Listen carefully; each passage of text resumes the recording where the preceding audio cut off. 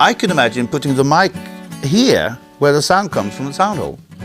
Actually, it's only part of the sound that comes from the sound hole. And it's mostly the bass, the richness, the body of the instrument.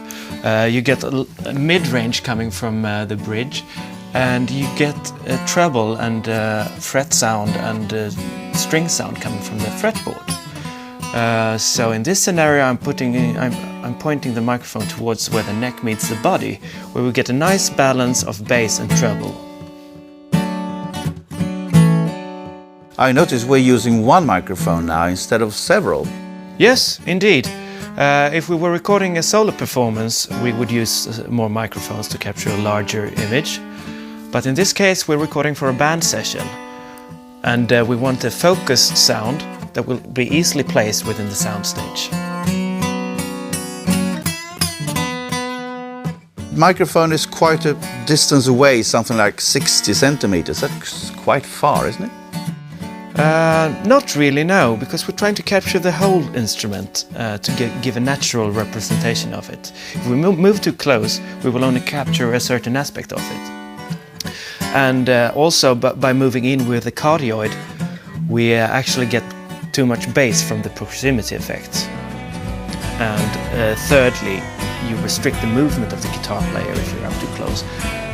Like this, you can move around a bit and still keep a good natural sound going.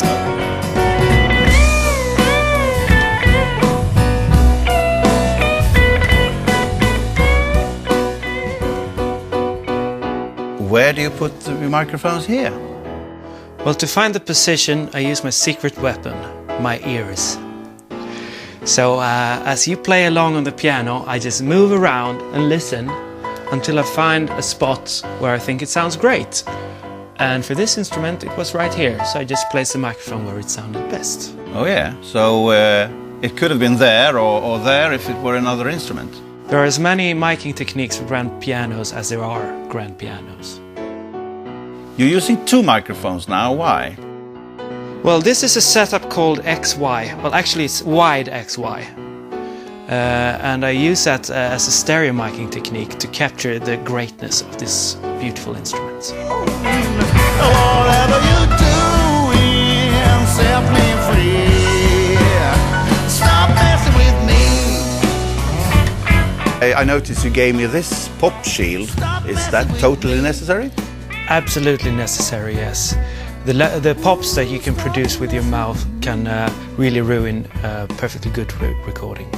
Okay, so always a pop shield? Always. Oh yeah. The microphone is a bit higher than me, actually, than my mouth. Yeah, if I make you aim a little higher, you open up your throat. It just makes it easier for you to sing. Right now I'm having this 30 centimeter distance. Is that okay? That's actually perfect, in my opinion. If you get closer, yeah, of course you get louder, but you also get more bass, which can eat up the frequency range in the recording quite quickly. And if you move further away, you lose the presence. So 30 centimeters is, to me, a sort of sweet spot for the vocals, where you get the rich, full body with a lot of presence.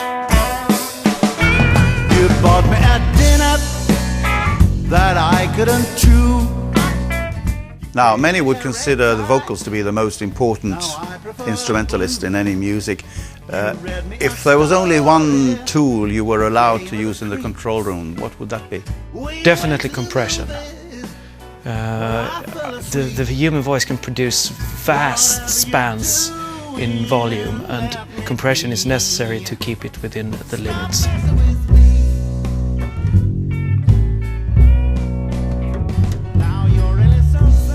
It's very difficult to get the bass right, especially with an upright.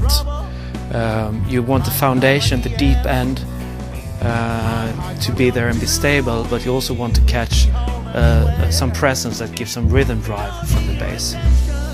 So what I do, like with any acoustic instrument, I just move my head about while the player is playing until I find a good sound, where there is a balance between bottom end and presence.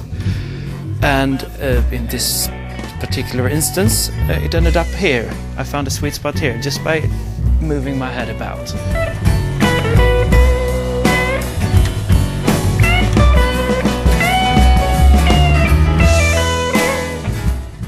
where I feel there's enough bottom end and enough presence. I also keep the mic on sort of 50 centimeters distance to capture a little bit of the whole instrument.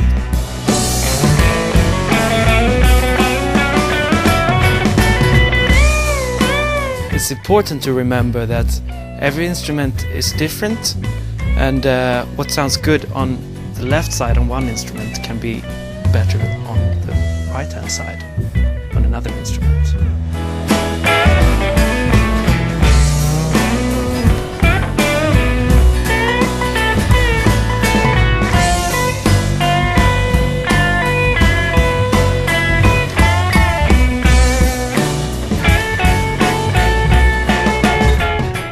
This is amazing. We're miking up a drum kit with only 1, 2, 3 microphones. I mean, generally there are 18 mics or something. That's right. This is actually a favorite of mine. And in my experience, you create more problems than you solve by putting up 18 different microphones, especially with phasing leakage. So what we have here instead is a very basic stereo overhead, so basic XY, and a mono kick drum mic. But what's special here is the overhead, because it's a very neat little trick that a friend in Stockholm taught me. Many people imagine the center line of the drum kit going on a straight line through the kick drum. But instead, if we imagine a line going through the snare drum and the kick drum, sort of diagonal like that. So like between these 2 points? Exactly. And we place our stereo mics along that axis. We get a nice solid center image with the snare and the kick drum right in the middle. That's where we want them. Where we want them. And the overheads and the toms are still out to the sides. And all we need there is to add a little extra bottom punch that we do with our kick drum mic. And in this case, as we were aiming for a very natural acoustic sound, I've left the mic a bit away from the kick drum, which will capture a more natural sound.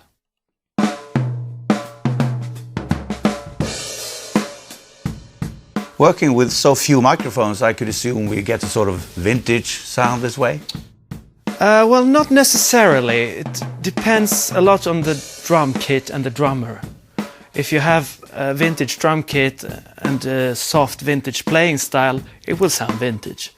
But with a modern drum kit, modern hard style playing, you will get a very modern sound as well. Do you use lots of effects, and EQ and compression to make this sound right? Not at all. What we're capturing here is an acoustic sound. And what I might do is put a little touch of compression on the overheads and maybe scoop out a little 200 or 300 hertz from the kick drum. But that's it. That's all you need.